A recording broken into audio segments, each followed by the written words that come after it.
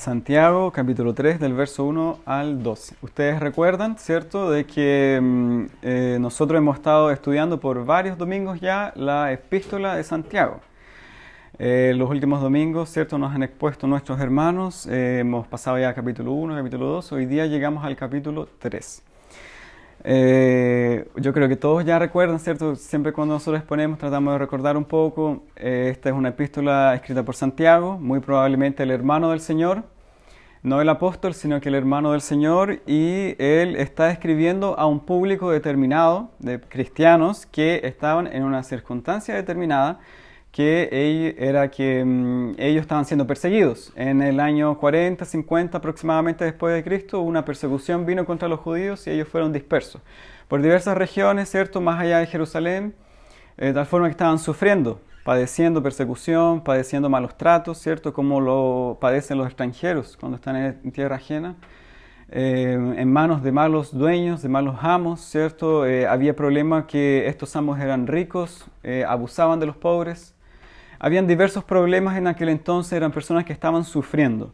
Ese era el público al cual Santiago se dirige. Nosotros ya pasamos por eso en el capítulo 1, ¿cierto? Y vemos que Santiago, por ejemplo, en el capítulo 1, él toca diversos temas así de forma pincelada, que después él los va ampliando a lo largo de su epístola. Entonces, por ejemplo, si usted me acompaña rápidamente, en el capítulo 1, Santiago habla de las pruebas, ¿cierto? Que los hermanos tienen que tener mucho gozo cuando pasan por las pruebas. Y usted va a ver que Santiago amplía después ese tema del verso 12 en adelante del capítulo 1.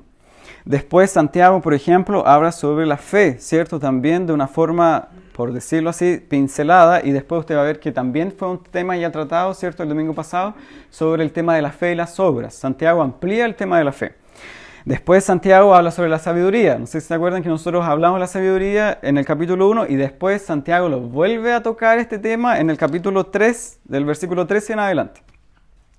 Ahora Santiago, él nos habla de un problema, ¿cierto?, que es un problema muy presente en la vida del cristiano, y nosotros vemos también en sus primeros capítulos que él dice que en el verso 26, aquel que se cree religioso entre vosotros y no refrena su lengua, sino que engaña su corazón, la religión del tal es vana, ¿cierto? Ese tema también fue expuesto, y ahora en el capítulo 3 Santiago lo amplía nuevamente. Entonces ahora en el capítulo 3 nosotros tenemos el tema de la lengua, que ya fue tratado de forma pincelada, pero ahora se nos abre este tema y Santiago lo trata ahora de una forma más profunda. Entonces nos encontramos ahora en el capítulo 3, donde Santiago habla sobre, el subtítulo dice muy bien, sobre la lengua. Tema muy práctico. Más práctico no puede ser, ¿cierto? Yo creo que todos entendemos el mensaje de Santiago. Y entonces nosotros entramos de lleno a nuestro hermoso texto que vamos a ver hoy día, del verso 1 hasta el verso 12.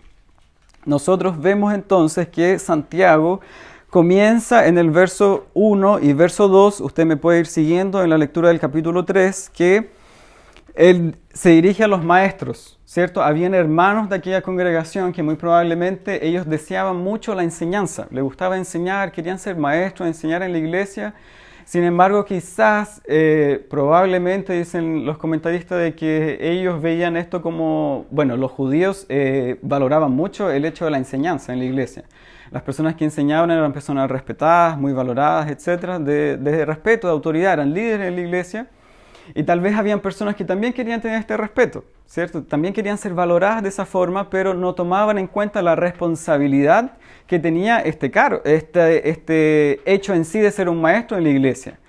Un maestro no podía ser cualquier persona, sino que tenía que ser una persona íntegra, una persona correcta, que de tal forma que así mismo como yo enseño, yo tengo que vivir en mi vida diaria. De tal forma como yo uso la palabra en medio de la congregación, yo también tengo que tener cuidado, dice Santiago, porque en ese punto nosotros también podemos caer. Entonces, estas personas que creían que deseaban ser maestros, Santiago comienza con una breve exhortación como introducción a este tema y dice mucho cuidado porque nosotros que somos maestros, dice Santiago, vamos a recibir mayor condenación. Ser maestro no es solo así, no sé, algo que una persona puede decir, uy, qué bacán, ¿cierto?, estudiar, sino que hay un gran peso sobre las personas que enseñan la palabra, porque de ellas se va a demandar mucho más, porque ellas enseñan, por lo tanto ellas tienen que vivir lo que enseñan. Entonces, usted me dice, pero bueno, ¿qué tiene que ver eso con la lengua?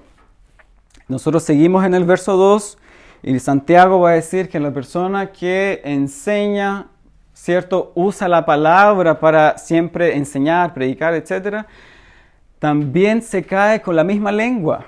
El mismo hecho de la persona que enseña verbalmente, dice William Hendrickson, se cae en ese mismo problema de que dice Santiago, todos nosotros ofendemos muchas veces. Entonces Santiago ahora pasa de decir que los maestros tienen que tener cuidado con la lengua, porque ellos enseñan, tienen que ser personas íntegras, ¿cierto? Cuidado con las palabras, con el carácter. Ahora él va y amplía este tema mucho más y nos incluye a todos. Y ahora nos dice que no solamente los maestros tienen que tener cuidado, sino también todos nosotros. Porque todos tropezamos, dicen otras versiones, y todos ofendemos muchas veces. Entonces ahí nos entramos de lleno al tema de la lengua. Si alguno no ofende en palabra, este es varón perfecto, capaz también de refrenar todo su cuerpo. Bien, esa es la conexión entonces entre el verso 1, 2 y el tema de la lengua. Me gustaría que nosotros pudiésemos dividir este texto de una forma bien sencilla para que todos podamos comprender y entender. Y son dos grandes puntos sobre la lengua, el poder de la lengua.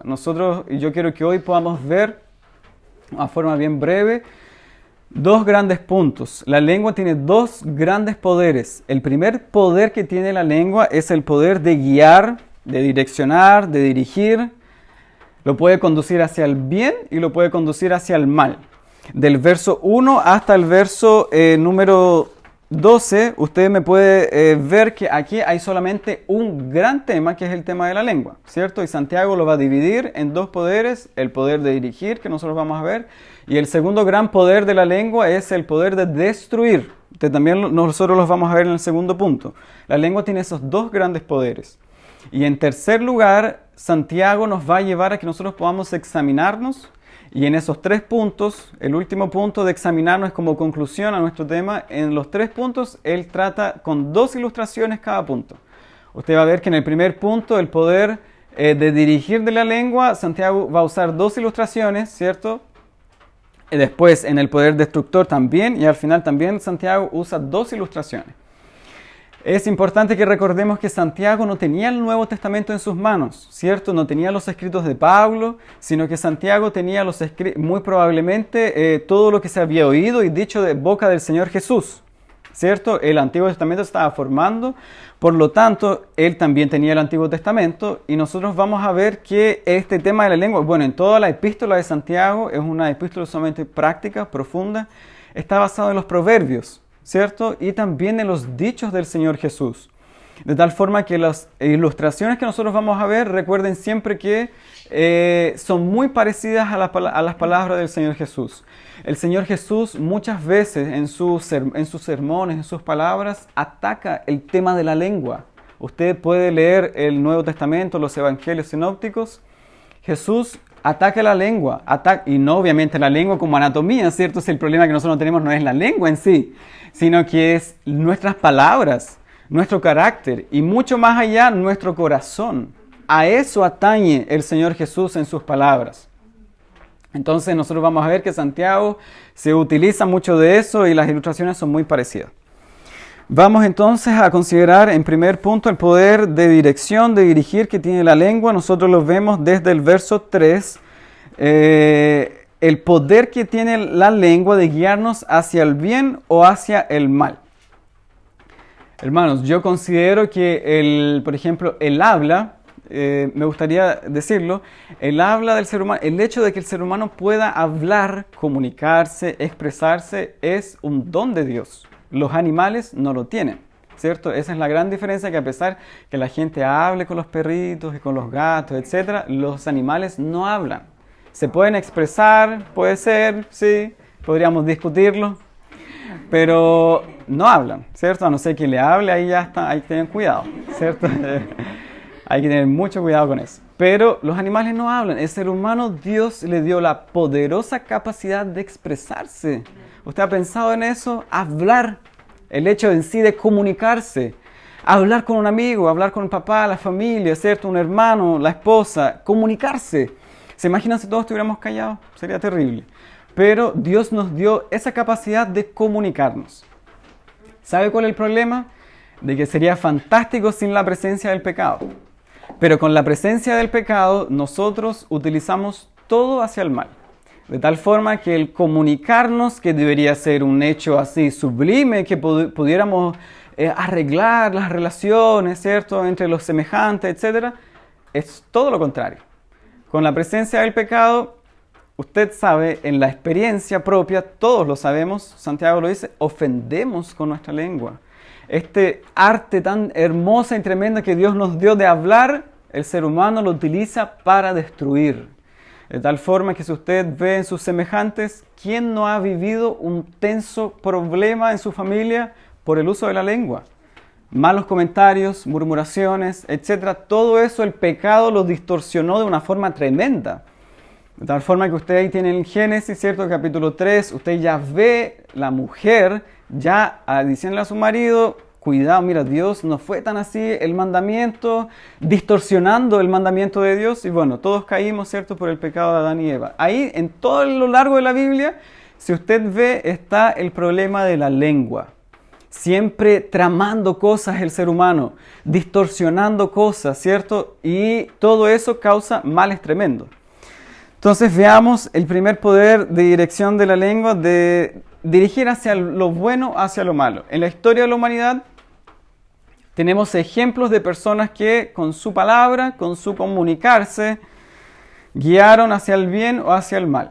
Por ejemplo, usted tiene a Hitler, tremendo dictador, uno de los peores que ha visto la humanidad, alemán, ¿cierto? Nazi, que mató a los judíos.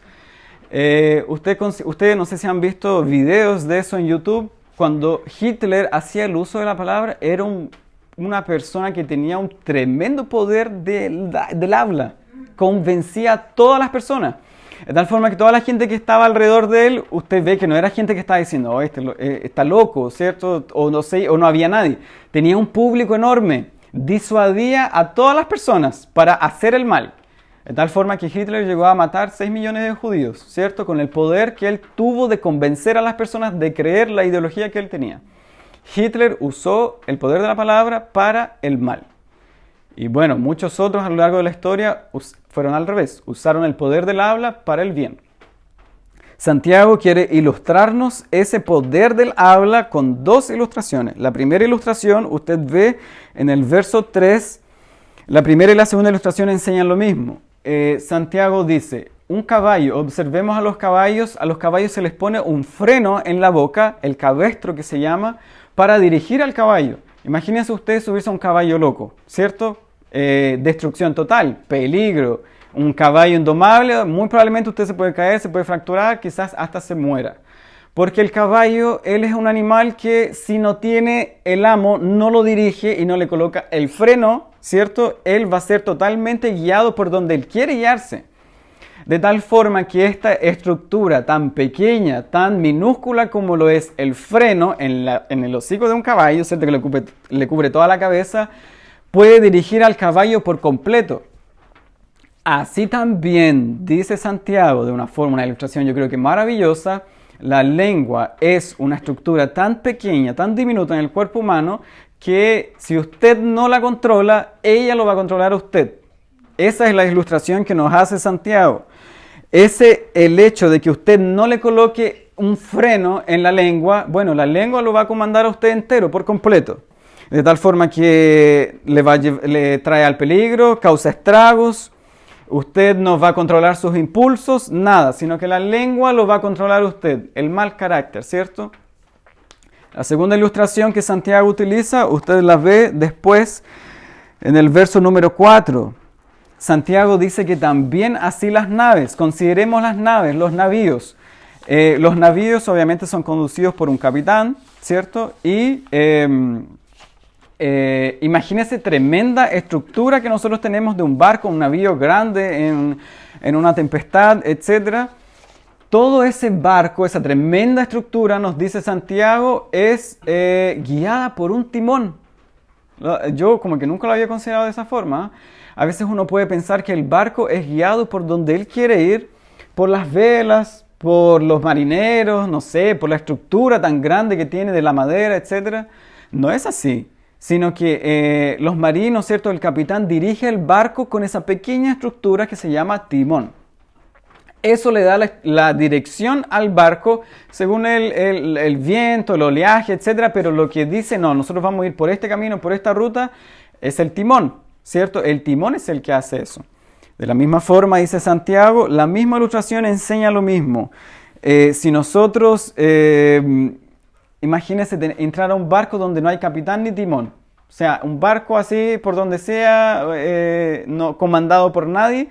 De la misma forma es una persona deslenguada, ¿cierto? Que la lengua lo gobierna. Un miembro tan pequeño, pero no controlado ni domado, va a causar estragos en una familia, puede destruir relaciones, puede causar un mal ambiente laboral incluso, todo por el poder de la lengua, porque en vez de yo dominar la lengua me está dominando a mí.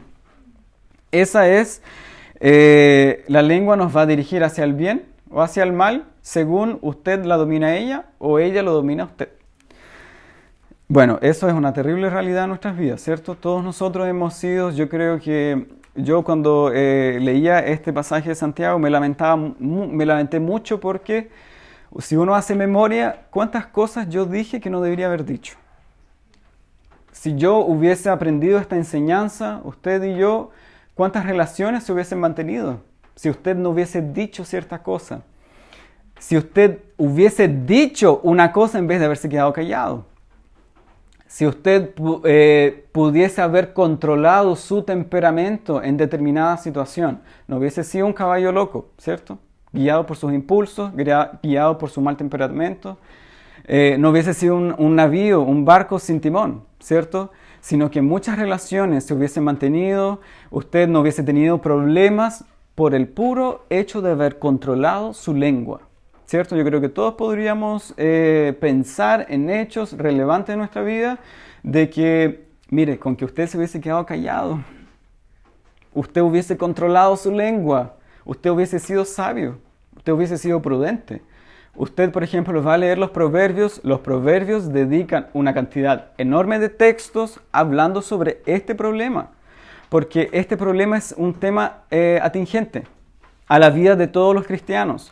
Porque no es que usted se torna cristiano, entonces usted es señor de su lengua. No es, sería fantástico si fuera así, pero no es así, sino que en el medio de la iglesia, de la congregación, usted también va a encontrar que hay problemas con hermanos, ¿cierto? Que nosotros decimos así de una forma un poco informal y coloquial, deslenguados, ¿cierto? Desubicados. Y nosotros también nos desubicamos muchas veces, ¿cierto? Esa es la realidad del texto que nos está hablando Santiago, un tema profundamente práctico. Imagínense, no es doctrina así que yo no pueda decir cómo se los explico. No, es un tema práctico, un tema sumamente relevante. De tal forma que yo espero que usted salga de acá, ¿cierto? Pidiendo a Dios que le dé sabiduría al hablar, que todas sus palabras sean dirigidas hacia el bien, que usted pueda dirigir, causar un impacto en las personas que están a su alrededor por ser una persona prudente, por ser una persona sabia. Recuerden todos ustedes también que aquí hay mucha gente de diversas edades, ¿cierto? Jóvenes, etc. Los jóvenes son una categoría dentro de la iglesia que nos caracterizamos ¿por qué? Por ser personas sabias, por ser personas así, qué tremendo la sabiduría. No, ¿cierto? Sino que los sabios son personas que los jóvenes son personas que se caracterizan por ser insensatos, por ser personas que hablan muy rápido, ¿cierto? Santiago ya nos dijo, ojalá fuéramos tardos para hablar, prontos para oír, tardos para airarnos.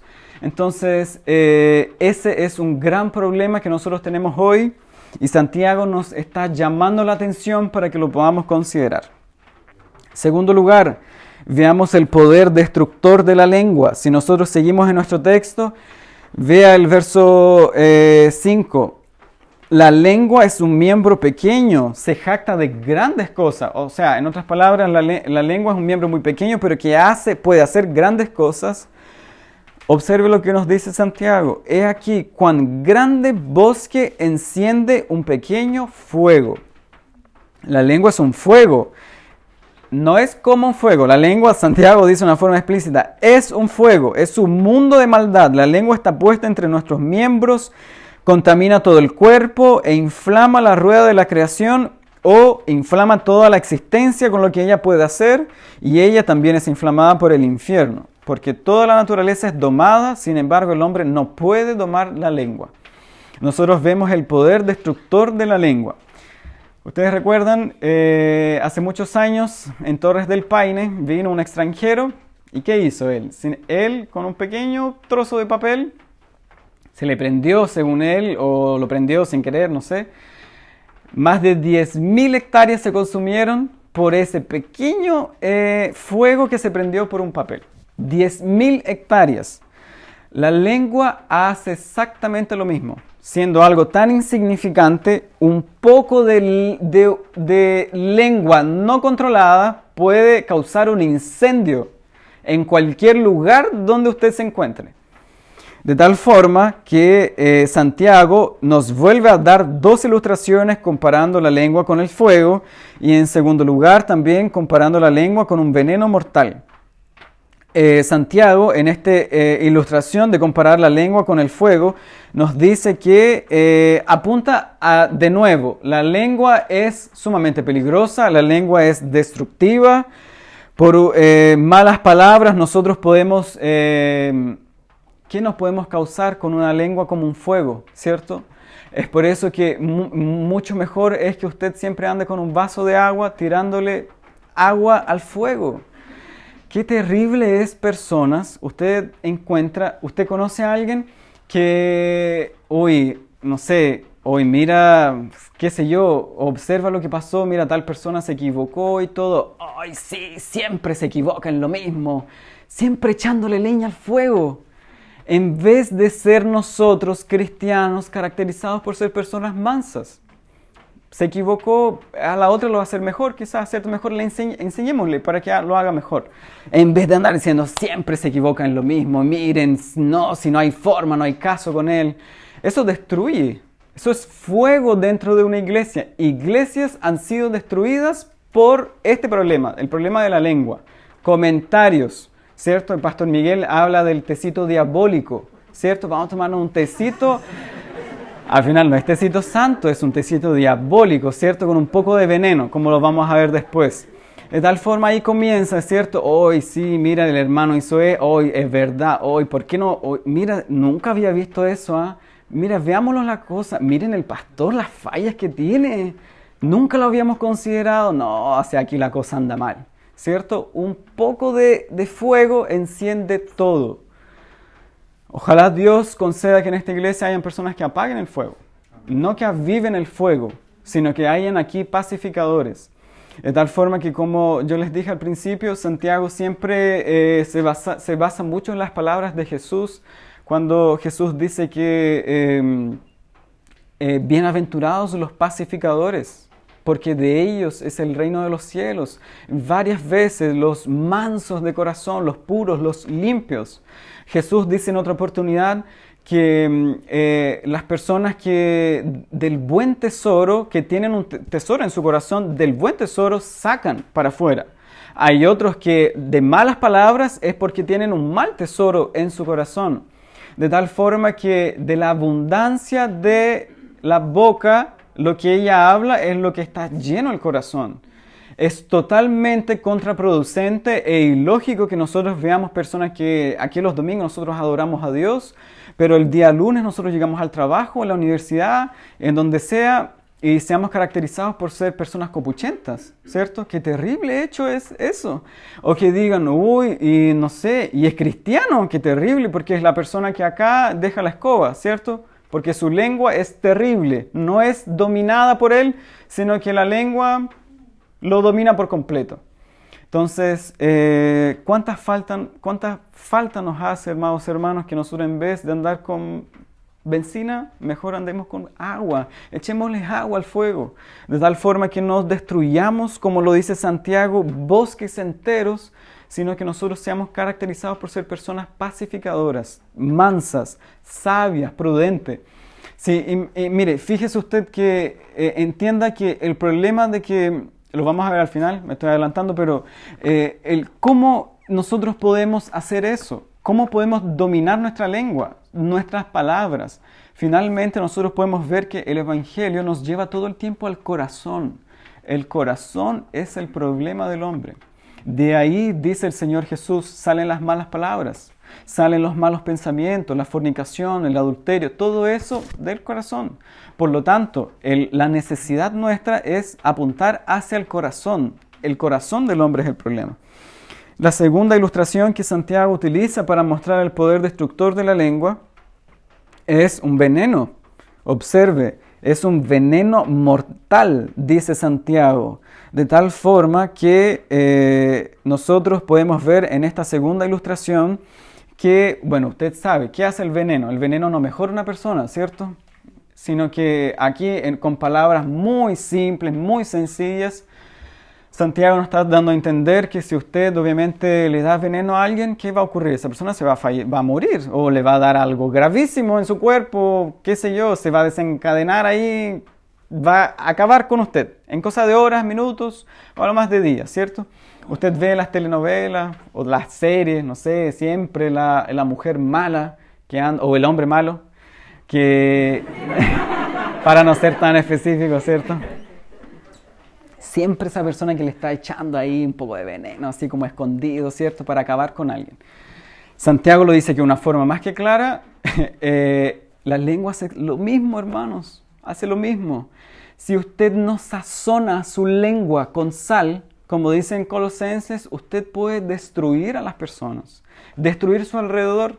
Sí, mire, apuntamos todo el tiempo a lo mismo. Son ilustraciones que enseñan lo mismo. La lengua destruye todo, absolutamente todo. ¿Qué tal si en vez de usted, su lengua ser un veneno, es un antibiótico, un medicamento? De tal forma que si alguien se acerca a usted, en vez de quedar peor, queda mejor. ¿Qué tal si la lengua suya, amado hermano, hoy, mire, piense, medite conmigo, si yo me acerco a usted, yo estoy afligido, yo estoy cansado, estoy atribulado, en vez de usted decir, ¿sabes qué? Yo creo que tú no eres cristiano, ¿ah? No, tú deberías ver tu fe, porque yo creo que una persona que es cristiana no es así como tú estás ahora. No, ¿sabes qué? Yo la verdad es que dudo mucho de tu fe, así que, no sé, pondría ojo yo ahí y todo. ¿Por qué usted no dice, mira, recurre a Cristo, Él te puede ayudar, Él te puede consolar? ¿Por qué usted no anima a esa persona? Falta tanta gente dentro de la iglesia que anime a los demás, ¿cierto? Y para animar a los demás, usted no es necesariamente que usted esté bien, ¿cierto? Usted basta con que usted esté lleno de la palabra para que usted, en vez de ser un veneno, usted sea un antibiótico en la vida cristiana. Y este sea un lugar donde hayan personas que en vez de dejar a otros peor, lo contrario, sean medicina al cuerpo del hombre. Usted va a leer en el libro de los Proverbios que el que tiene una lengua refrenada es medicina al cuerpo, medicina a los huesos, dice el libro de los Proverbios. De tal forma que yo espero también de todo corazón que usted no sea caracterizado por una persona tóxica, ¿cierto? Se está usando mucha esa expresión hoy día, es tóxico. Pero ¿saben qué? Es verdad, ¿cierto? Por ejemplo, un ejercicio mental. ¿En su familia hay alguien tóxico? Amén. Sí, espero que no seamos nosotros, ¿cierto? Sería terrible eso, sería terrible. Pero siempre hay un tío que es tóxico, siempre hay un primo, siempre hay abuelo, qué sé yo, no voy a especificar más. Pero siempre hay alguien que hay siempre para atrás, siempre poniéndole. Usted va, al final queda peor cuando habla con esa persona. Y al final, a veces, si usted, es que no me quiero alejar, al final cae usted en el juego también. Y después se aparece con ellos. Es como la rueda de los escarnecedores, como dice el Salmo 1. Entonces, aléjese de eso, aléjese de eso. Y en vez de ser un fuego, que su lengua sea una lengua mansa, una lengua tranquila. Y en vez de ser un veneno que deje las cosas peor en su casa cuando hay un problema, cuando hay un conflicto, sea un medicamento para su familia. De tal forma que ayude a arreglar las cosas, arregle los problemas. Hermanos, arregle los problemas, no deje las cosas peor. No, tranquilo, no hay problema. En la Biblia aparece, ¿cierto? En audio. De tal forma que si usted es así en sus relaciones con sus semejantes, en su casa, usted va a ser así en la iglesia. Ese es el mensaje de Santiago. Recuerden, Santiago se está dirigiendo a una iglesia, iglesias que estaban esparcidas, que estaban teniendo problemas con esto y que ayudarían mucho y edificaría mucho al pueblo de Dios si usted obedece a las instrucciones de Santiago. Veamos en último lugar y para concluir las últimas ilustraciones que nos da Santiago desde el verso 9 en adelante. Santiago dice que las personas que tienen una lengua como un veneno mortal bendicen a Dios y también maldicen a sus semejantes. ¿Cómo eso es posible? Dice Santiago. Eso no debe ser así. ¿Acaso alguna fuente de agua, cierto, que no sé, un pozo o algo así, hecha por una misma abertura, una agua dulce y amarga al mismo tiempo? ¿O puede acaso, dice Santiago, la higuera producir aceitunas o la vid higos? Es al revés, ¿cierto? La vid produce aceitunas y la higuera higos. ¿Cómo un árbol va a dar, si es un manzano, me va a dar durazno? Eso es imposible, ¿cierto? Santiago dice, así también ninguna fuente puede dar agua salada y dulce al mismo tiempo. ¿Cierto? Son ejemplos sumamente simples, sencillos. Usted va a tomar de una fuente que es dulce, hoy salió como salada al mismo tiempo. No, pues si usted va al mar salado, es agua salada, no es agua dulce. De la misma forma, no puede ser que un cristiano, de su boca que deberían salir versículos bíblicos, por ejemplo, usted esté maldiciendo a sus semejantes, dice Santiago, que son hechos a semejanza de Dios. Qué ilógico, qué contradicción. Entonces nosotros vemos en esa, de forma como para concluir, Santiago nos invita a que nosotros podamos examinar nuestro estado en este momento. Examínese, dice Santiago, ¿en qué estado está usted? Nosotros hablamos de la lengua, etcétera, hemos analizado y todo, pero obviamente yo no estoy haciendo una exposición hablando sobre algo lejano, sino que yo quiero hablarle a usted, a su corazón, como lo dice Santiago. Examínese hoy, ahora, piense, medite. ¿Cómo está su estado? ¿Cómo está su lengua en el día a día? ¿Cómo es usted con sus semejantes? ¿Usted controla su lengua? ¿Controla sus impulsos? ¿O usted es esa persona que dice, yo llego y digo las cosas porque yo digo las cosas como son? Y listo. Esa gente que dice eso deja las cosas peores, ¿cierto? Es que yo digo la verdad y se acabó. La verdad hay que decirla, pero hay formas de decir la verdad. Usted no puede andar diciendo las cosas ahí a medio mundo. No, es que yo digo las cosas como son y listo. Es terrible cuando uno escucha de gente cristiana eso. Porque gente cristiana no debería pensar de esa forma. Así lo piensa el mundo. El mundo deja las cosas, el mundo no piensa antes de hablar. Santiago nos lleva a que nosotros podamos considerar nuestro estado y nos lleva nuevamente a dos ilustraciones. Primero dice que nosotros deberíamos ser como un agua dulce que sale de una fuente.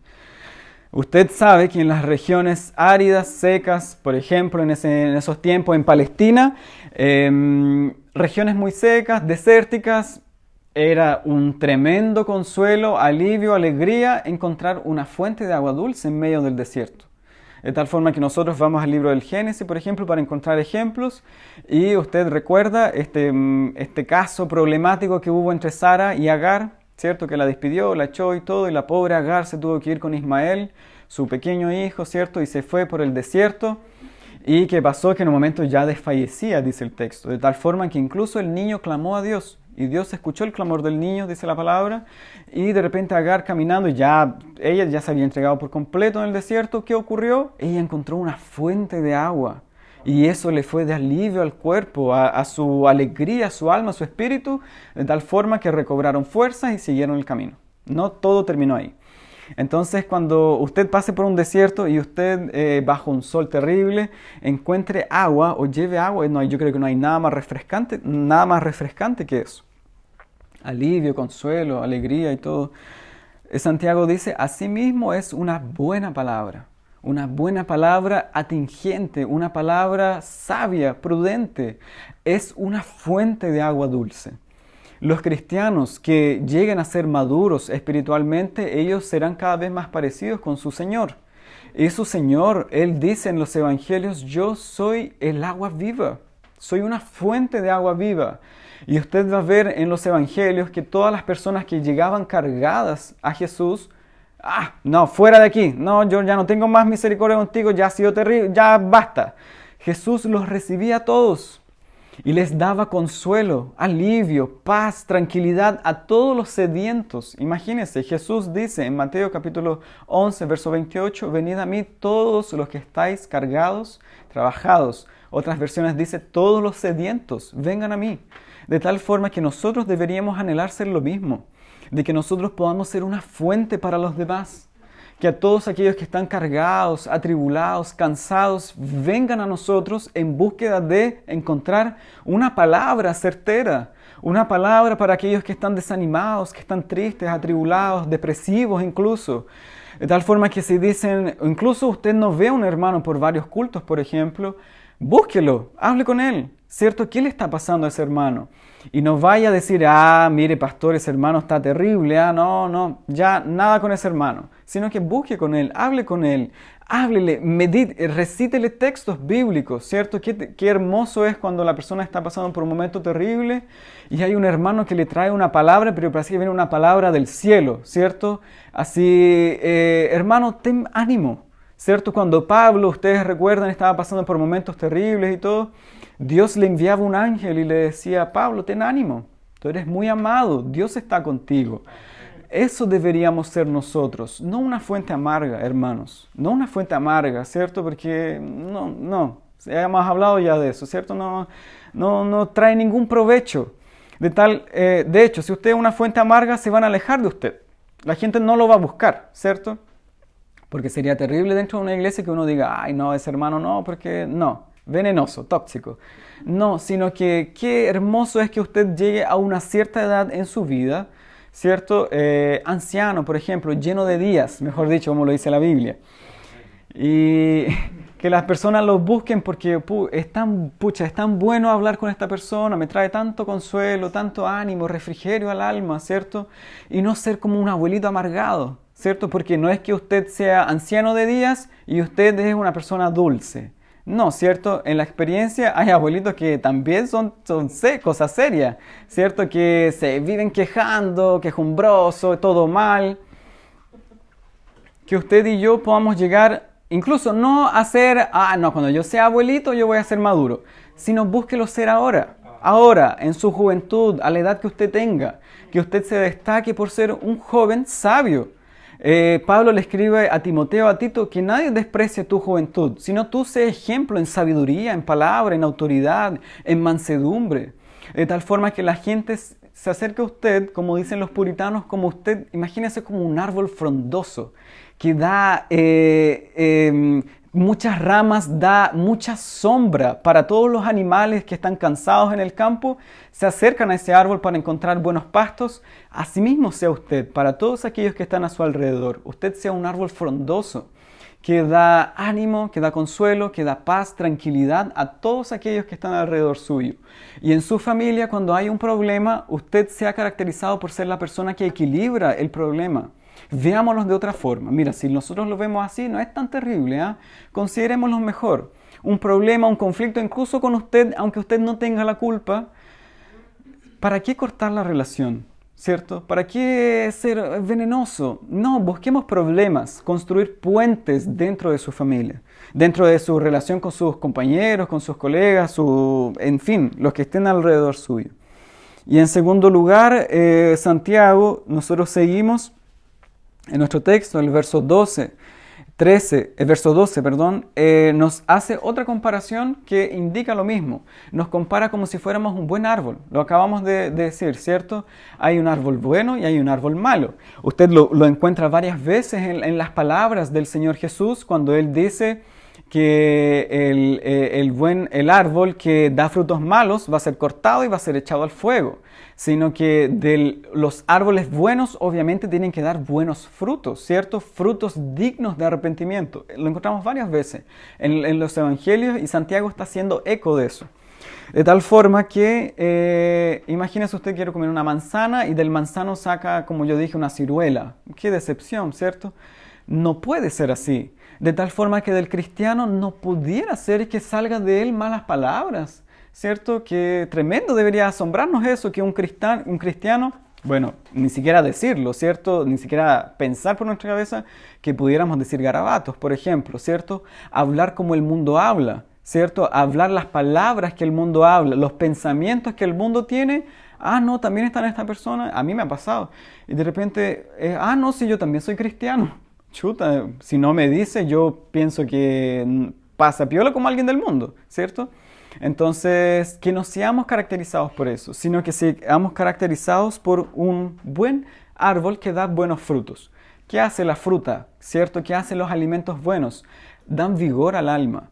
Las frutas, el alimento bueno, nutritivo, da fuerza, da vigor. De tal forma que esas sean sus palabras, que usted pueda dar vigor a los demás, pueda alimentar a los que están alrededor suyo, con buenas palabras. Colosenses dice, palabras sazonadas con sal, ¿cierto? De tal forma que imagínese usted servirse una carne maravillosa sin sal. No hay nada peor que eso, ¿cierto? Sino que la sal le da un toque especial, ¿cierto? A la carne, yo creo, en mi opinión. Pero que usted sea caracterizado por ser una persona así, por ser un cristiano que, imagínese, yo comento siempre lo mismo, de que ¿cuántos años usted va a vivir? ¿Ha pensado en eso? ¿60, 50, 70, 80, 100 años algunos? No lo sé. Usted fallece, usted se va a la tumba, después de un par de años usted está hecho polvo, ¿cierto? ¿Qué recuerdo va a tener las personas de usted?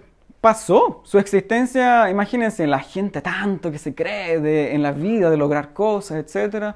Pasó. De aquí a 200, 300 años, nadie se va a acordar de usted. Nadie. Ni siquiera sus generaciones, nada. Pero si usted es una persona que influencia a los demás, la gente lo va a recordar por ser un cristiano que de verdad que fue una persona piadosa. Nosotros podemos ver muchas tumbas, por ejemplo, ahí en Londres, ¿cierto? En todos los videos que hacen de la historia de los puritanos, hay muchas tumbas, pero en varias de ellas dice, fue una persona que sirvió a su Señor. Eso ya basta y sobra para el recuerdo que usted puedan tener de usted, ¿cierto? Fue una persona que fue mansa. Fue una persona que hablando poco, habló mucho. ¿Cierto? Hay gente que habla mucho y no habla nada. En Brasil se usa mucho que habla pura agua, ¿cierto? No habla nada, no hay nada interesante, no nada que uno aprenda.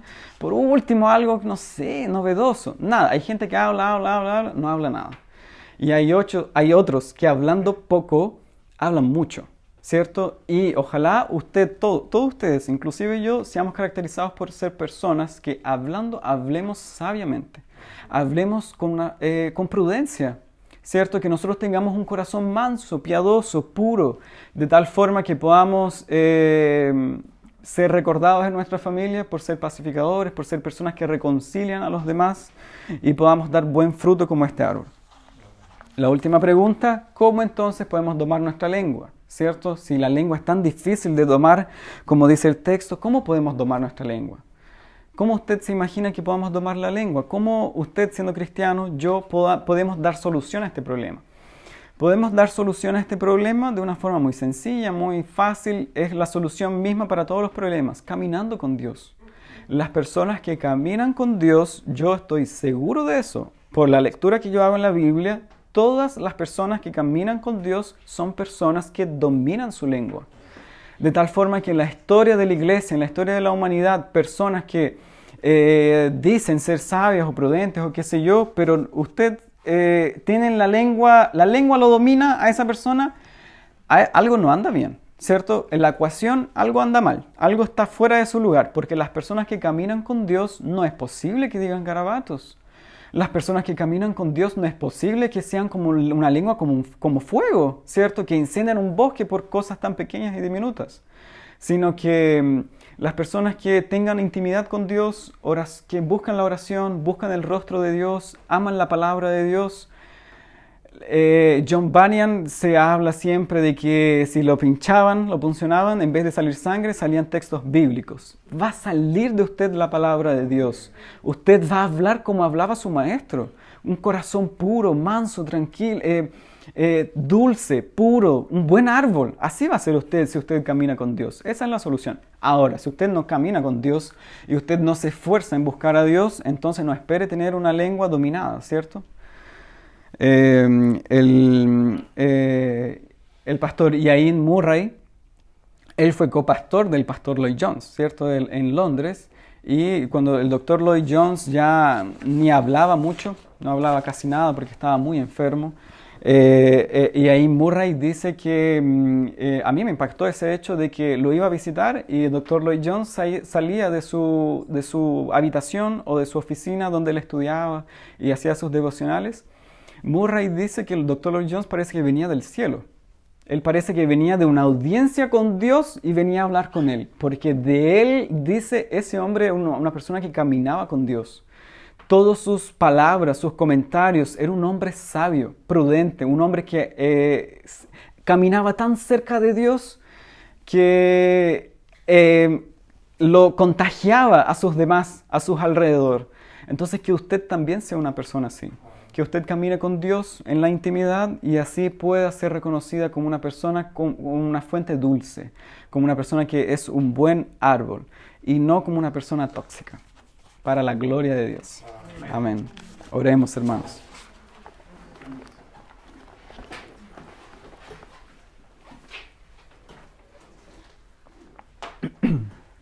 Amado Dios, Dios eterno, en esta hermosa tarde, nosotros nos queremos arrepentir delante de tu presencia y queremos humillarnos delante de ti, porque nos arrepentimos al recordar que debimos haber dicho tantas cosas y no lo dijimos en su momento apropiado, que dijimos cosas que no debimos haber dicho. Hemos causado tantos males con nuestra lengua. Como dice Santiago, todos tropezamos en esto, todos hemos ofendido muchas veces. Que el Señor hoy se apiade de nosotros y nos ayude a dominar nuestra lengua. Que el Señor domine nuestro corazón, nuestra lengua, para que podamos ser cristianos, que salgamos de acá con un deseo de ser santos, puros, de ser sabios, caminando en la intimidad con Dios y poder ser reconciliadores, poder ser pacificadores para la gloria de tu nombre. Que el Señor nos ayude para que de nuestra boca, como dice David, nosotros podamos guardarnos para que de ella salga tu ley, salgan tus mandamientos, tu palabra, que podamos consolar a los demás, que podamos traer alivio a todos aquellos atribulados y podamos parecernos cada día más a nuestro Maestro.